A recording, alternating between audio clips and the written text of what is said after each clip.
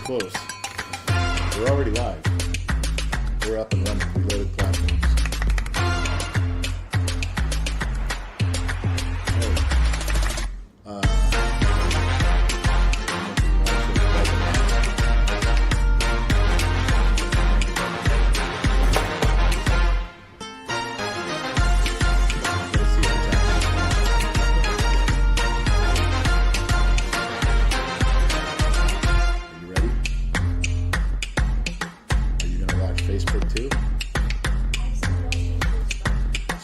Sheets.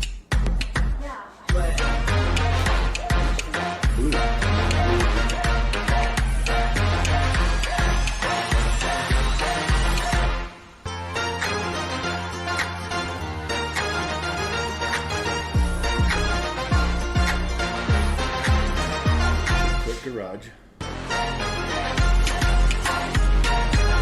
That sucks. Okay, now. Can anybody hear me? Since I can't see the pod track moving up and down, I can't see anything moving side to side. I can't tell if anybody. Hello, can you hear me in the back? Dum. We good? Up, down, left, right. Okay. So, ladies and gentlemen, let's back up. We do the garage show.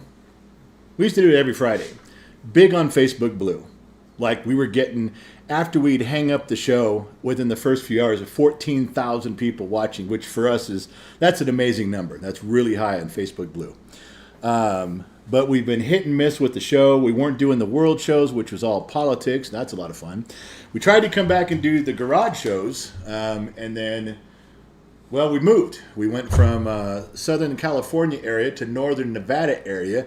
As you can see, this is not my garage. We leased the house for 2 years while we're building our own house. So I'm going to make this my garage, my domain, and I'll put up all my signs and I'll put up all my stuff. You guys, it'll make it look like, like what you guys are used to seeing. But for right now, it's a fucking mess. If I turn the camera, there's boxes and stuff stacked everywhere. So what? Nothing. You turned it towards me. Oh, no. My beautiful wife, Gen X Mom, your queen, is sitting here off camera. Now, she's supposed to be reading comments from Facebook Blue on the sheets. I'm thinking you guys have a manager. You guys have a moderator over there on Facebook Blue. It should be Shiloh. Shiloh should be over there. And she's going to copy it. You guys have a question, copy and paste. It'll come right to me. Question, copy and paste. It'll come right to me. We didn't get out the whiteboards yet. Next time we'll do the whiteboards. We don't have the whiteboard. Sometimes you guys have questions. I can put a whiteboard out here and draw some stuff out. So the garage show isn't anything super technical. If you guys are looking on how to rebuild super engines, then you guys should tune into Dave's Auto Center. He's got a YouTube channel, he's got a Facebook channel, and those guys are absolutely brilliant. I watch them all the time. If you're looking for how to MacGyver stuff, well, you might be in the right spot, because today I'm going to cover something simple. Stand by, citizens, while I show you something simple.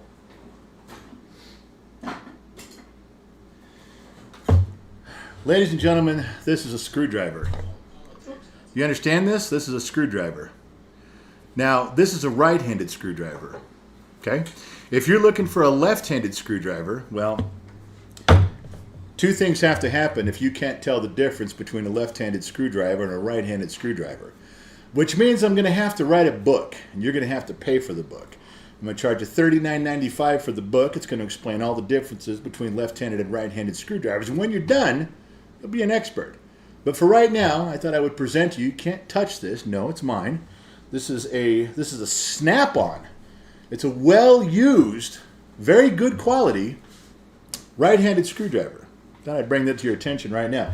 Now, that should let you know the quality of this live stream. Should it not? We can't drink. We can't throw one back. There's no $1.2 million view. Literally, I have not had time to even finish cleaning up this mess. We've just been piling stuff on here. And what's worse is my wife, this is her catch-all. Anytime something doesn't belong in the house, she goes, well, this doesn't go in the house, and she throws it out here on one of my toolboxes and just lets it pile up. She didn't care. I didn't care a little bit. She just knows it doesn't belong in the house. She's not sure where it belongs outside, but she just knows it doesn't belong in the house. So here we are. Anyway, I guess we can just randomly go through stuff. Oh, you know what? I do got something for you. I'm not sure what other trades. Every trade has like special tools they like, and you can say, well, this trade of electricians digs these tools, and then there's even more specialty things in each trade. So I'm not sure in automotive what everybody likes, but this is my favorite flashlight. This type of light, this is a stream light. This has been my favorite flashlight. God, 40 years, 35 years, however, when they started making them. And they make them in these colors. Like I've got an orange one, a bright green, a yellow, and a blue. I never get black. Do you know why? Because they get left under the hood. When you're cleaning up your tools, you pick up all your chrome tools, you pick up your screwdrivers because you can see them. But inevitably, somebody will borrow a flashlight, or even I'll do it. And even if they're this color, they get left under the hood. You forget, you close the hood because everything under the hood is black, and there's hoses and there's black plastic covers, and you forget them. And I have lost many a flashlight. So the thing that you guys asked me to do 3 years ago, and I never did it. I just sat down and started doing it. You guys know what Amazon affiliate links are? Well, you know what any affiliate link is. It's like if you buy something through our link, if you buy something, we get like 13 cents. Or maybe on the high end, 85 cents. All right. I don't think it counts for much, but you guys always asked, what are the things that I predominantly use or like? Maybe you can avoid it. Maybe you just want to know so you never have to have the same thing as me. I don't know. But there is a link on the website. I'm sure none of the moderators are cool enough to have that link ready for you because we're only on YouTube and Facebook Blue tonight. But this is on there. These lights are on Amazon. They're available. Some of the stuff I put on there that I really like Pendleton Whiskey, there's no affiliate link because they can't sell whiskey over the internet on Amazon. So I just put it up there and said, hey, if you guys are interested, this is my favorite hooch right now. This is what I like. There's no link. We don't make any money. You guys just wanted to know. Same with the cigars I smoke. I smoke Isla del Sol, Isle of Del Sol. And there's no link on that, but I put them up on that website. They're at the bottom of the website, genxtalks.com. Go to the bottom of the website. There's just a link called Stuff Dad Likes or something. I don't know what they put on there. But you scroll down, and it's a process. We're building it up with all the cool shit. This is on there. And I will never buy this thing. I can fucking shoot this thing half a mile. That's what it seems like. I mean, forever. I can signal planes. If Elon Musk is up in space and his Starlink network's not working, I will do this, and the Starlink network will start operating again. That's how powerful they are. They're great lights. They come with rechargeable batteries and a charging port. They're fucking awesome. So I don't get paid for this, but if you bought a flashlight, they're expensive. They're no joke. This isn't, you got to really want this fucking light, but you'll never have another one again. You don't have to buy another light as long as you live. So I'm not a paid sponsorship, but if you buy one, I probably get like 85 cents. So buy a bunch. I don't even know what I'm going through. There's so much stuff up here. Oh, I know what else. This was on the website too. But you guys have asked me about this in person. A bunch of you who've met me in person said, hey, what jumper box are you talking? Because we, at jumper vehicles stuff. I haven't run into one that's better than this one yet. And that's on the website. This thing has USB ports on it. And this thing will run 2 laptops and 3 phones for hours and hours, like 12 hours. You can run them all full speed, probably a couple of days. This thing will start a diesel engine when the truck has no battery. Yeah, you heard. I've done it. I have done it. There's been Ford diesel pickups with power strokes in them. There's no battery in it. I've hooked this thing up to it and started that fucking truck. I'm not kidding. Whoever makes this, I don't know, Noco? I don't know. They're badass. I've always had this when I was working, and they still make them, so it's fucking cool too. I don't even know what, there was so much on here. That's what Brake suggests. He goes, Dad, don't even clean your box off right now. Just all the shit that's on here, talk about it. Yeah, Gen X Mom. Rod Axum on Facebook wants to know how many payments left on the screwdriver. How many payments left on the screwdriver? That's not funny, Rod. None. My Snap-on account is paid off, but to be fair, when you have a shop, like you have a shop account, and this is what's cool because you can hide it from your wife really easy when you have a shop account. I was good for about $150 a week. When the Snap-on truck came around, I said, look, when I first did this years ago, I said, hey, are we good for about $150 a week? Regardless? And he goes, yeah. I said, then you tell me when my credit's out there too far and I'll stop purchasing and I'll pay it down. but I paid 150 a week for, I don't know, 18 years. I guarantee that my kids are not going to college, but the Snap-on tool truck, those drivers, their kids are going to college. So yeah, I paid it off, but I can't believe what they're, I'm missing some tools. I've always been missing a few things. You can get 10 millimeter sockets and wrenches and whatnot. So I went online and figured, okay, when I put all my tools away and I see where my sets are, I'm going to have to plug a few holes. I'm going to have to get a couple wrenches to complete my set. The wrenches that when I bought these sets were like $30 a piece. They're now $65 to $85 a piece. I'm going to spend almost as much money replacing just the few open holes in my socket set, the few open holes in my wrench set, as I did back in the day when I bought the whole thing.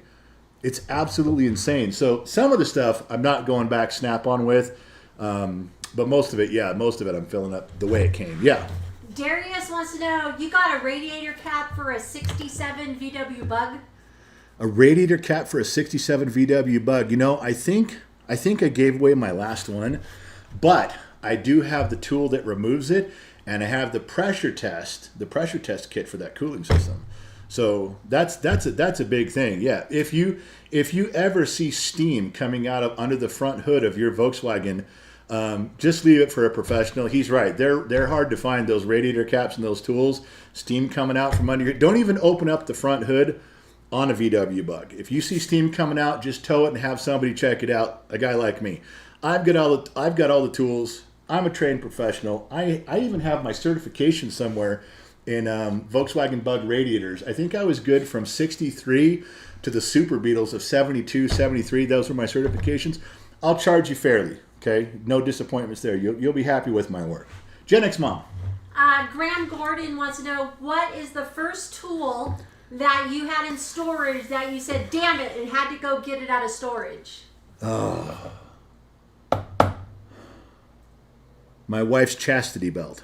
Wow! That's not a tool! Yes, it is. It's preventative maintenance. I don't know. We haven't even got all the tools out. What I'm missing, if you guys want to know the truth, some of you that have been following along on the if you guys are at the member site, we're posting more pictures today. We did some stuff today. Was that I have a bin, one of these bins like this right here.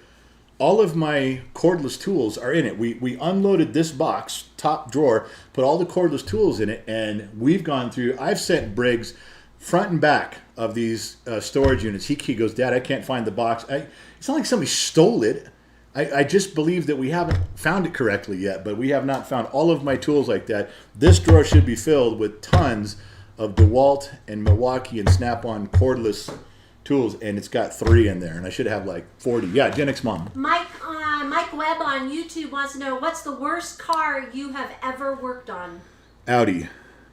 And remember, I've been out of the game for a long time. I've been out of it for 7 or 8 years now, so I'm probably not going to speak as intelligently as I might have when you're in the trade day to day. Guys, you even leave automotive for a year, and it's hard to come back into it. And I know that because there was a large period of my life when I would go from RV dealerships to car dealerships and RV dealerships to car dealerships. One time going back to a car dealership, I was like, whoa, what the fuck is going on here? You leave the industry, and there's even if the technology you don't think changes in a year, it does, and the tricks to repairing it and the things you can figure out. Mechanics, they learn every week. They pick up stuff and they absorb it, and there's things that I'd have to relearn over again with it. So it's hard to say, but Audi and Land Rover were 2 vehicles that I would never purchase. If you're going to purchase those, you buy them or you lease them, and 2 to 3 years when the warranty's getting ready to expire, trade them in and get another one, sell it and get another one, get a new lease, something, because the price and the failure rate on stuff as Audi gets to 50, 60, 80,000 miles, Land Rover, the same thing, is stupid. Failure rate on stuff that should, when you got to pay $2,000 for a shock on a Land Rover that's only got 60 or 70,000 miles on it. You're like, are you fucking kidding me? My Chevy has got the same shocks on it since 1962.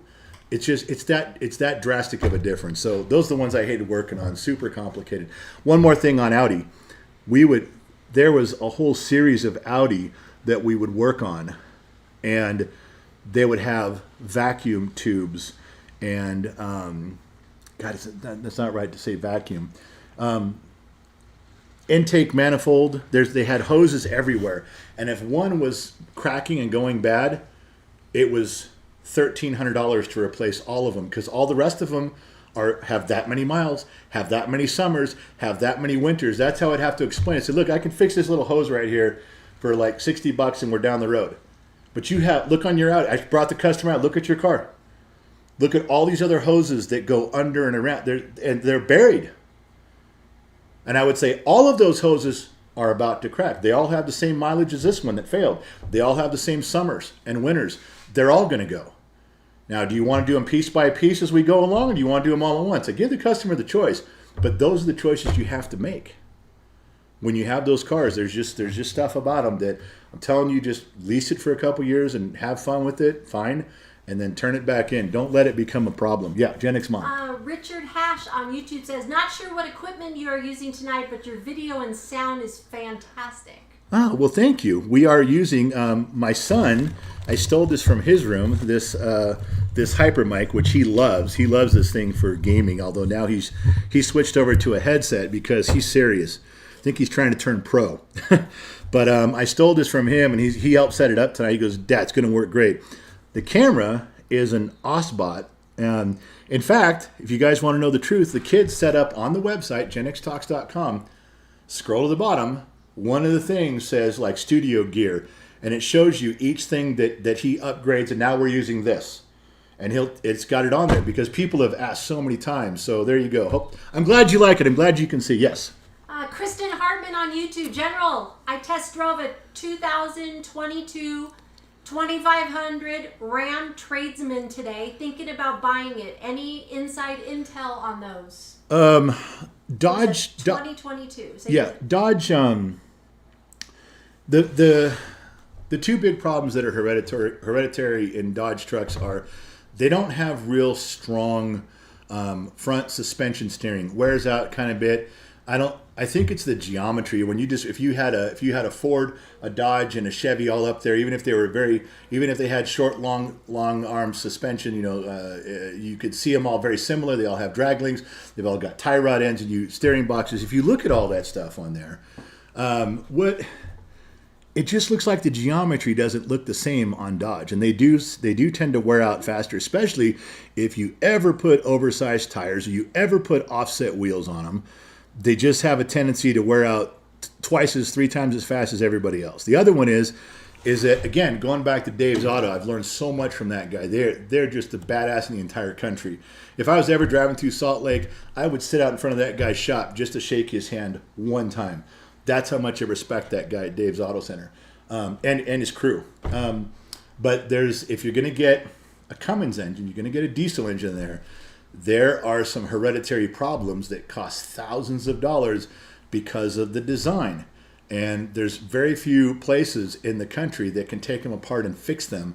And the dealers don't. The dealers just put them right back together the way they're supposed to. So not that that's a bad buy. Just beware of the diesel and beware that the front end's going to wear out a little bit faster than everybody else's. Yeah, Gen X Mom. Shane wants to know, hey, General, how much did you love the North Star mid-engine seal leak?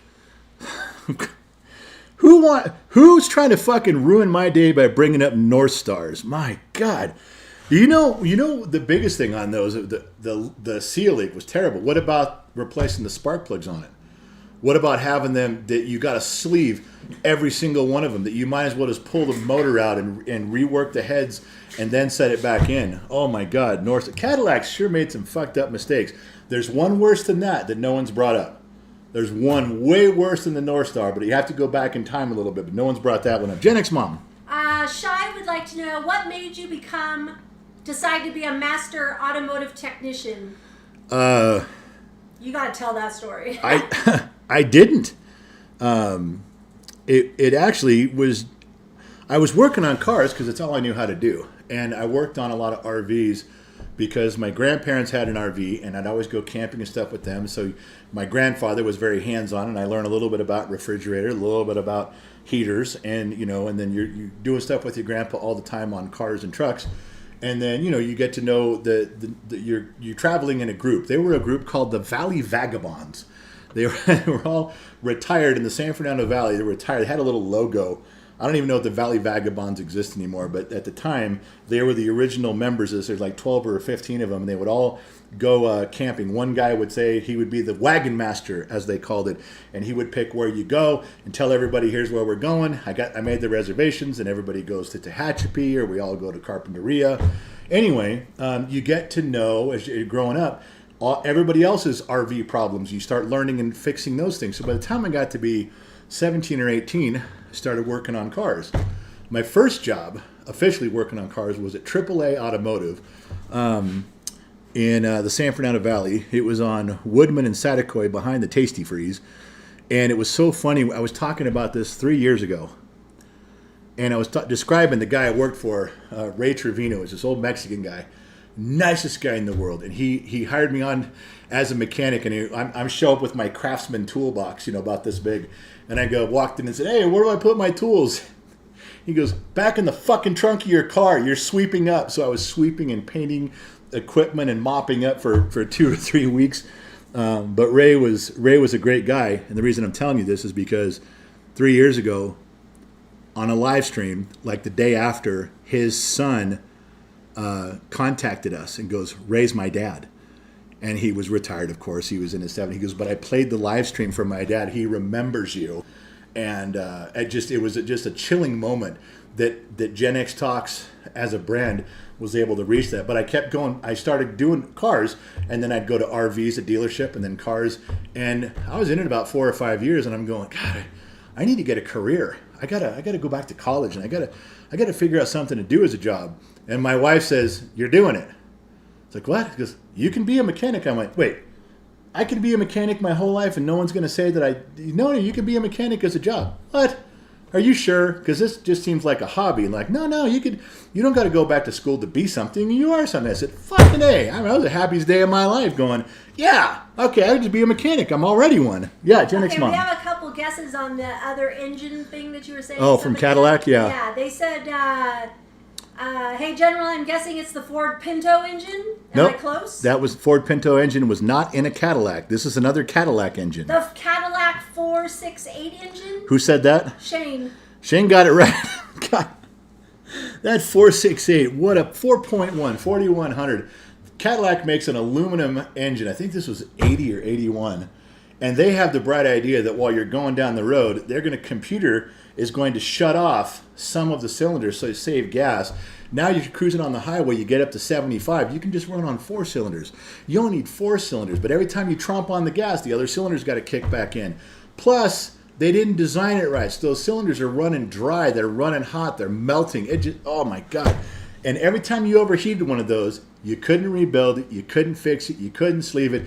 Anything comes in with a coolant problem on that, you tell them, get it on a fucking tow truck and turn it the fuck around. I'm not working on it. Yeah, Gen X Mom. Berserker70 wants to know, were you SAE certified? Not SAE, ASE. Well, he said SAE. It's ASE, yes. I didn't have all my certifications. Most of them I did. I remember you had all your certifications. Like I didn't take automatic transmission. I might have been able to pass it. I don't know. I just didn't take it. But I took all the other ones. Then they started coming out with advanced tests. The first advanced test that ASE came out with was something called the L1. Now they probably don't even do it anymore. They probably have other tests. But back then it was like, okay, you got your cool certifications, but can you pass the L1? And that was my thing. It was like drivability and electrical, fucking sign me up. And I aced it. So I was really good in that area, but I didn't have my automatic transmission one. Yeah, Gen X Mom. Chad, the historian, the worst engine I ever worked on was an MG Midget. Yeah, European cars they were funky. They were some of the weird tools you had to have, and some of the stuff they did, you just look at it and go, this doesn't make sense. But truth be told, if you follow their directions and do things in their order, which didn't always line up with what I was taught, you could make them run. That's for sure. JP says, my brother is an aircraft mechanic for a major airline. Is there any similarities in tools that are used universally in various mechanic categories? Very little.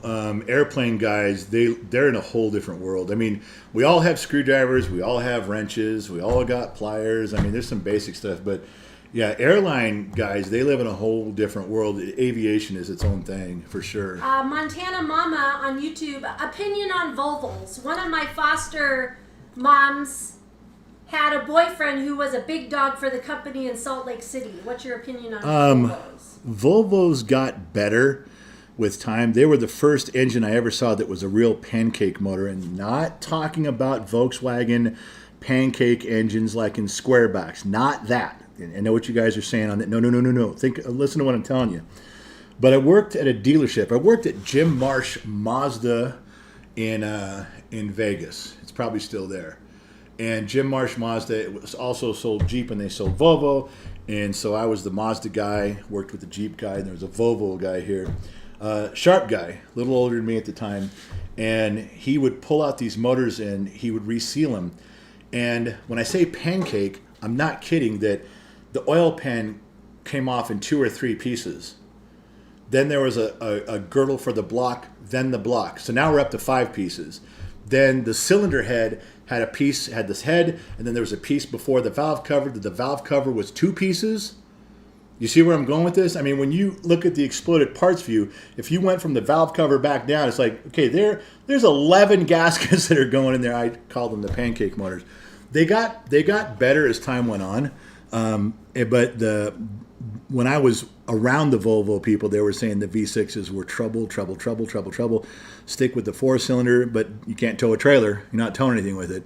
But as far as safety crumple points and stuff, what was that movie? The Advertisers. They're boxy but good. Yeah, they were. I don't know much about them. Like I said, I've been out of the industry for a while, but the 4-cylinders were pretty good for a long time. Gen X Mom. Star Roberts wants to know, do you know roughly how long it takes to replace knock sensors on a Chevy Silverado 6-liter? No, because different years have different intake configurations and what they put in them. Some of the knock sensors on Chevys are under the intake manifold. You got to pull apart the plenum, the intake. You got to dig down 3 or 4 hours to get to the knock sensor in the valley pan. And then there's other knock sensors on different engines that are on the outside. You can get to them in 30 minutes. You'd have to look it up. But if you see people, sometimes they'll send me pictures, and in my email they'll say, "Hey, this is where I took a screenshot. They're saying like a knock sensor's right here," and I'm like, "Yeah, take it somewhere. Don't try to do that one yourself." Or I can say, "No, you could do that," and they take a picture of their engine, and I'll put arrows and go, "Just take apart these 3 things and get right to it." I don't mind helping with stuff like that. Stuff that I'm familiar with, yeah, I'm always helpful. I don't know if you know this. Kristen made a comment to somebody else, but said she found out that Dodge no longer owns Ram. Yeah, it's well. But she's a Chevy girl. Dodge got bought out when I was leaving some of the Dodge dealerships I was working at. They were bought out by Daimler, which also owned Mercedes, and then Fiat bought them. And Fiat owned Dodge, but it's like they didn't want to be part of Plymouth. They got rid of Plymouth and they kept Chrysler. So you got to look it up. But the last I heard, Fiat was the ones who owned Dodge. And anytime there's only been one time in my mechanical history where a company bought another company and made their product better. When Mercedes got involved with Dodge, it got worse. When Fiat got involved in Dodge, it got worse. They did not get better at all. However, I was also working on Jaguars when Ford owned Jaguar, and I think it was like 7 years they owned them. And I will tell you how much better those things ran because they went in there and threw out all of their electronics, all Jaguar's electronics, all of Jaguar's wiring. They said, "We don't do shit this way." And Jaguar was like, "Well, then we're all fucking quitting." They said, "Fucking quit. You're going to do stuff this way." So you can open up, there's a lot of Jaguars you open up, and they look like you're looking under the hood of a Ford Taurus because they put, running gear that they knew worked or was simpler to work on than Jaguar. So there you go. There's one for you. I'm Marky Mark says, can't beat a Geo Metro with the 1.0 liter 3-cylinder. Mine is a daily driver. God, I'd still love to have one of those. They're rare now. They are so expensive if you find one running. The Geo Metro, God, I had a couple of those. I should have kept one. I'm such a big guy. I think I'd need 2, one for each foot. That's what I think. However, the Geo Metro, yeah, little 3-cylinder 1.0 liter engines. You can't beat them on gas reliability, and they just go and go. Just don't tax them. Don't go 95 on the freeway. Don't race up and down hills. Just treat them like a nice car, and they'll last for a long time. I wish they still made those, but they don't. Star Robert said he has the thing he said a 2002, and they are under the intake. Yeah, that's right. Yeah, what did I say? He wanted to know. I just said they're under the intake. That's a fucking job and a half. If you're comfortable pulling the intake, drain all your coolant out first. Drain all your coolant. Change the oil when you're done. You can do it, but you got to drain your coolant. Otherwise, you lift the intake off, and coolant can go everywhere. There's hoses and stuff in your way. You got to just drain the coolant, pull everything out, and then you can get to it. But it's a little bit of a chore, and you got to have someone hand you the intake and set it back on square. You get one shot at it. You can do it. It's a lot of work. Janet Dudding said her first car was a Geostorm. Yeah, I'm telling you, those little cars weren't too bad. Everybody made fun of them back in the day. I was one of them. I made fun of those little things, but they turned out to be just what they were designed to be, and they did a pretty good job. I got to tell you that. On YouTube, Chris Coe donated one gift membership tonight already. Chris shows up and makes sure one person gets a membership every show at least. He never shirks from that. You notice that? He comes in and he's like, I'm just going to do one person, but that's one person that now has a YouTube membership. When the show's over, you can go behind the curtain, look at over 4 years of behind-the-scenes stuff. Get an adult beverage, and you can binge watch all the way backwards. It's not fit for public consumption, but now you get to see. Star Roberts just gifted 5 on YouTube. There's another one. Him and Scott Royston. I don't know who gives the most, but these guys, who did that last one? Star Roberts. Star Roberts. Star Roberts, I think, sometimes drinks. Star Roberts would come in and give memberships away, and they're not cheap. You think it's just giving away $5, and it's not. Star comes in there and gives you something. Then I think he starts drinking, and if the show goes on, he gives 5 more. I think he drinks more, because by the end he's going, fuck it, 10 people. I'm giving 10 of these away. And he's just, the money he donates so that you guys can have memberships for 1 month, it's impressive. Star's always around. I love, people are saying what their first car was. Danny H. said it was a 65 Ford 3 on the tree. Yep. Not many people know what 3 on a tree is anymore, that's for sure. Dude said it was an 80 Pinto. Yeah. My first car was a 78 Pinto. Mary Mathis Excuse me. 78 Pinto. Red, with red vinyl interior and red carpet. The babe magnet, let me tell you. Mary Mathis says her first car was a 1970 Honda Coupe 3-cylinder. Well, if Mary Mathis' first car was a 1980 Honda Coupe, then I don't believe any of the stories of you having sex in your car when you were in high school. No way, not in a Honda. Go ahead. Ryan on YouTube said, did you ever work on Saturn cars, and were they reliable back in the day? Saturn was a GM product, and it really, from the day they came out, they were a throwaway car. There's a lot of cars that Ford and Chevy, GM, and Dodge designed. Saturn was one of them, that were a throwaway cars. Like once they got to 40 to 60,000 miles, you could rebuild them, but they were done. The transmission started having problems. The engine started having problems. They were leaking. They didn't run right. They were a cheap, inexpensive car, and they were not reliable at all. And the worst ones, they got into little SUVs with the V6s. Those were complicated and also unreliable and expensive to fix. Their air conditioner systems went out all the time, and then the grenade. And in an air conditioning system, sometimes when a compressor goes bad, it pumps contamination through the entire system. And people go, well, if my compressor's bad, I just want a new compressor. And you're like, yeah, no. I got to replace your compressor, the filter, and I got to flush out everything in between. Some of it's not going to come clean. It's a gig when they grenade, yeah. Krista Rose is reporting in for Bob McKinley. On his birthday? Yes, they're driving home and listening. And Bob wants you to know that his first car was a 60 Plymouth Valiant Dragon Wagon with a push-button tranny. He's full of shit. Bob McKinley. I love Bob. I know Bob. I've met Bob. Bob's first car was him and the Sun Valley Fox went in half on a stagecoach chassis, and they built their homemade Conestoga wagon back in 1875. And they both, Sun Valley Fox and Bob McKinley, built that together. That was their first car. He's lying. Yeah, Janet's so here's mom. A few more. Star Robert says his first car was a 1970 Dodge Challenger TA 346. Okay, who has that for their first car? What was it again? A 1970 Dodge Challenger. TA. Yeah. 346 pack. 440? Then you might need a 6-pack. Unless you're talking about tripod, little tiny Strombergs. You had 3 little tiny 2 barrels. Then I'll agree with you. But really, that's your first car. Stop. Daddy bought it for you because there's nobody like you and me that can afford to go out there and buy one of those day one. Nice try. Yeah. The chef says, my first car was a 1979 Ford Mustang 5.0. Yeah, I owned for a brief time a 70 Mach 1. Wish I'd have kept that one.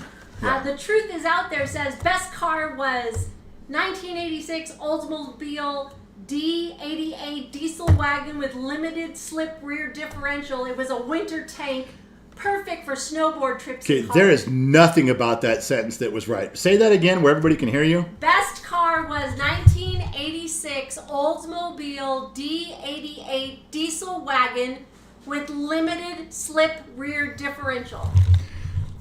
Everything about that sentence disqualifies you from humanity. Turn in your Gen X card and go somewhere else. Because as soon as you tell me that there is a General Motors mid-80s diesel engine in anything, we're done talking.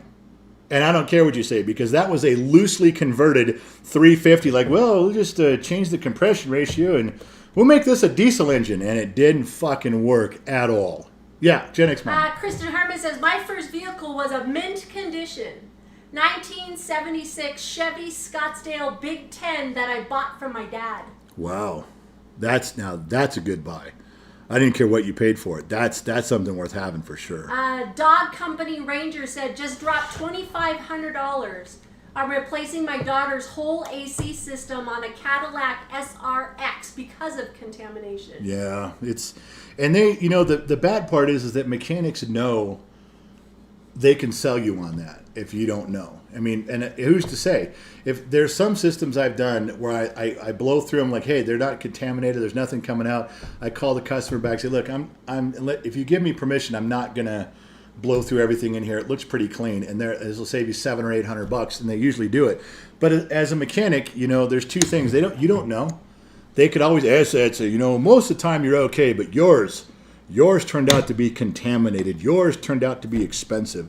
The other rule of thumb, which Dave's Auto goes by a lot, it's like, okay, you want to try to save the customer money. You think the system isn't totally contaminated. You blow through some stuff. You change the dryer, which is the filter. You change the compressor. You put the oil back in it. You charge it up. You think you're saving them money, but it goes bad in a month because turns out there was contamination. And Dave's hedges their bets and goes, look, we just do the whole thing every time or not at all. We want to make it right. We can't guarantee it the way you want to do it. There's two schools of thought, but most of the customers that I had for all those years at all the shops that I've owned, I hate to say this, but they were just working stiffs like me. They didn't have all the money to do the full repair every time. So if I could cut corners and save them money and say, look, as long as we're both on the same page here, I'll try this because I think it'll be okay. I'd say most of the time it was, because most of the time if you use your professional opinion and you evaluate it fairly, you can really help some people, but a lot of shops don't. Yeah, Gen X mom. Michael on Facebook wants to know, what was the most explosive swear word used in your shop? You should tell that story of...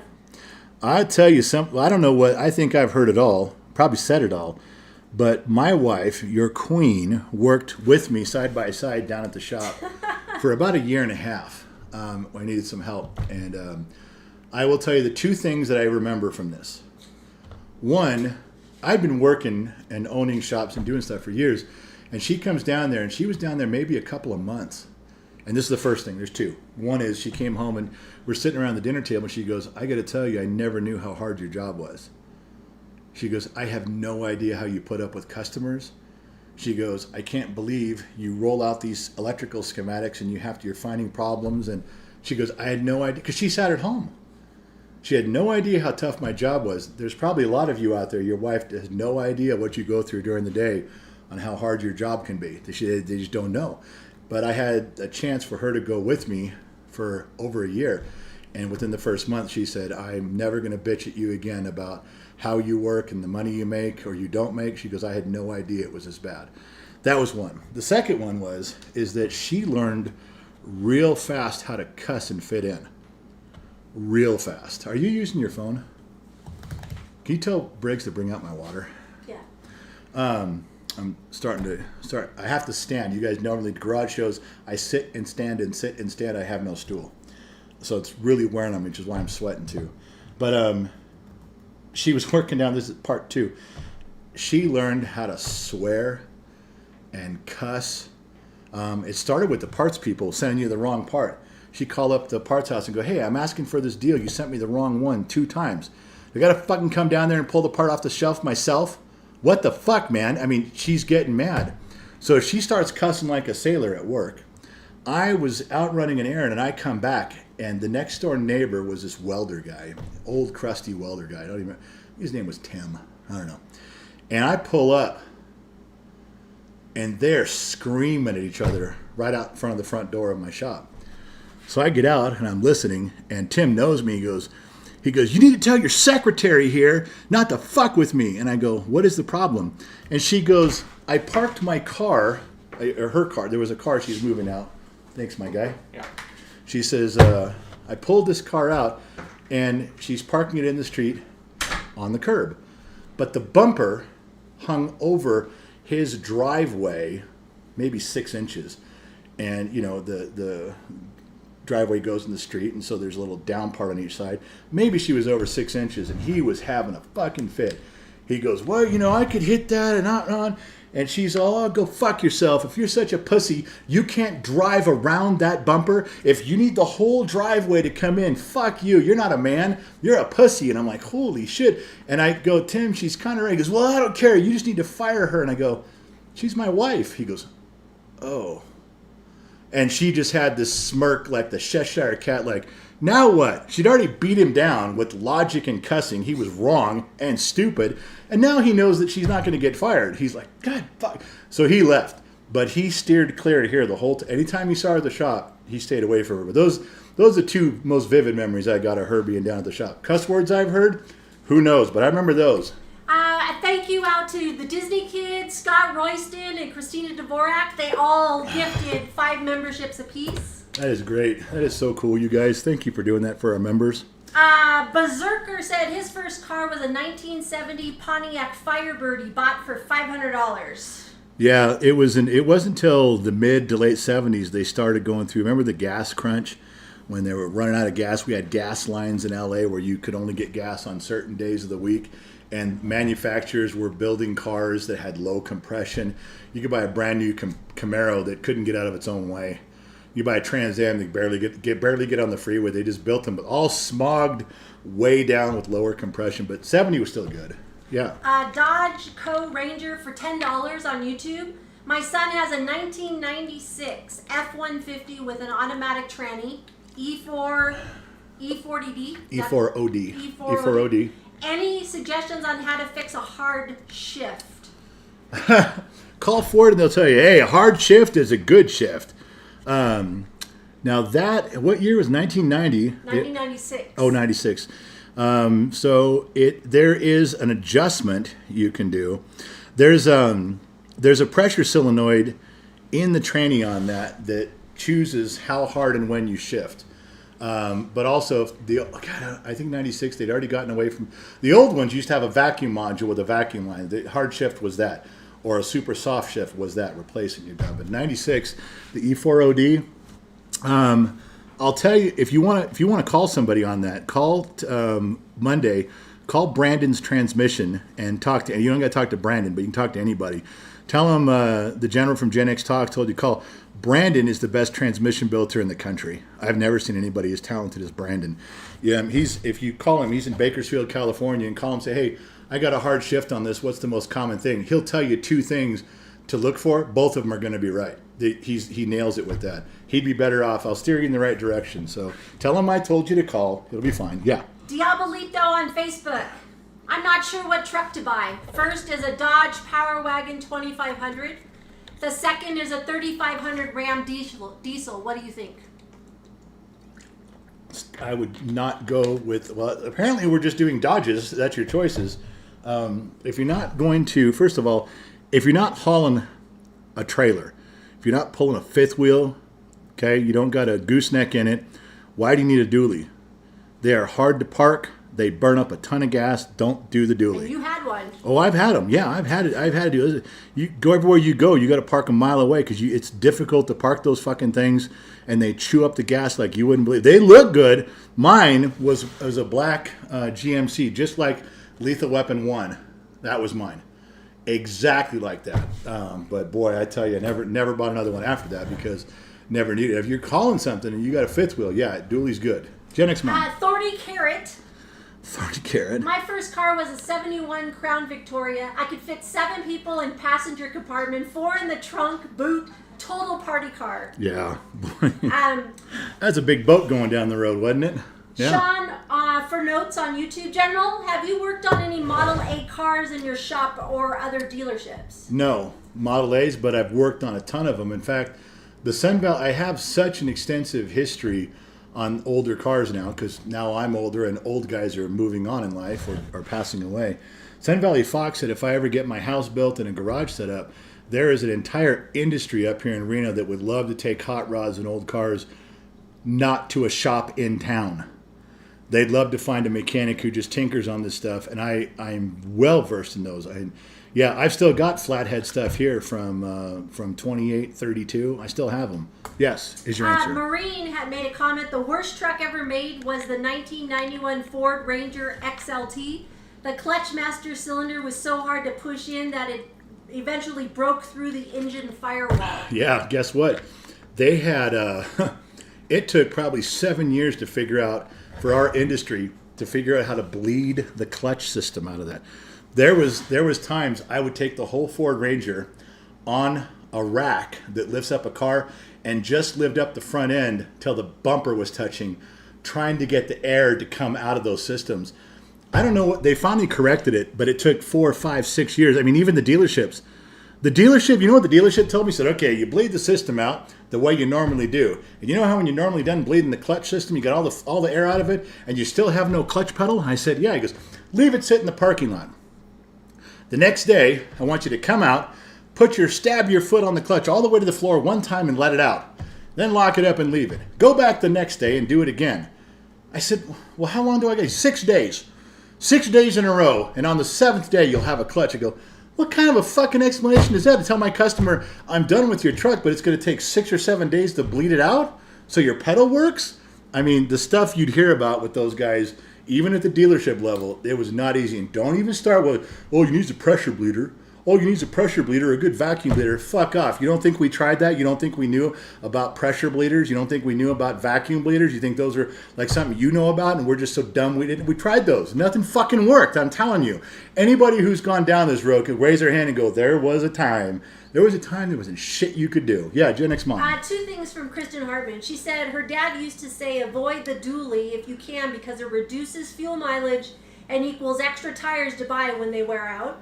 It's kind of what I just said. It didn't bring up the tire part, but yes, that's right. She also said, I'm looking for at least a 2500 because my horse trailer fully loaded will run about 12,000 pounds. Well, the Sun Valley Fox just bought a brand new Chevy heavy-duty 3/4 ton with a Duramax in it. It's not a dually, but it is about as fucking built as you can get without going dually, and that thing will haul it. If you can afford it, I couldn't afford it. He went down there and wrote a check and fucking bought it, and it's just because his wife had the money. He didn't got shit. But St. Donna had squirreled away enough money where she could buy him that truck. Don't you let the Sun Valley Fox think that. No, that's her truck. But that'll do it. That thing. What you don't know is that on those Chevrolet models, the 3/4 ton axles are the same as the 1 ton axles. The same drivetrain, the same engine and transmission they put in the 1 ton. Same as in the 3/4 ton. All the running gear is the same. If you're not going dually, they're all the same. So you get a heavy duty 3/4 ton, it'll do it. It'll pull that thing, no fucking problem, all day long and twice on Sunday. Gen X Mom. Head of turtle. He said, listen to this. My first car was a 1971 Holden HG Kingswood. It's Australian.